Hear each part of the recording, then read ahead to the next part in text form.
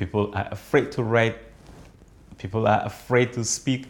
And I think even though things have improved, there is still that residual fear in people leading to self-censorship.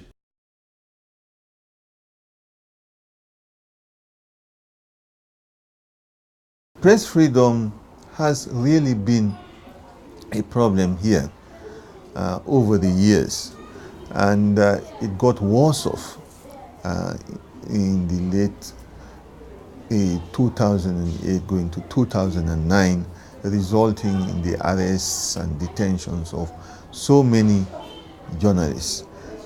Some were tried and were convicted by courts which we do not consider to be independent. But in the last 2 years, we have not been seeing the arrests and detention of journalists. But that does not actually mean that there is really freedom of expression, because it is still very difficult to get information. The laws we have also make it very, very difficult for people to invest in the media here. So therefore, because of that, some printing presses here do not want to print newspapers, because they do not want to print newspapers only for the publisher to be taken to court and found guilty and his properties, and alongside the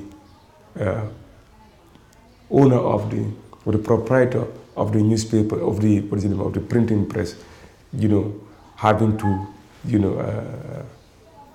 lose his properties to the state. Now, for the journalist who is practicing in this hostile environment, always think about these laws, because he or she doesn't want to publish something only for him or her to be dragged to court and if found guilty.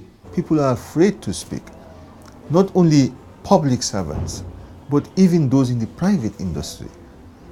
We were trying to get an interview with the managers of hotel industry, and it was extremely difficult. The only one who was willing to speak ended up just praising the government for their efforts. In the past, we used to interview them, and they used to give their own personal views, which were sometimes critical of the development or the input made by the government in the tourist industry. But some of them told us that we cannot continue to grant you interviews because we have been reprimanded for granting you interviews and making critical remarks. So that shows the state of freedom of expression in the country.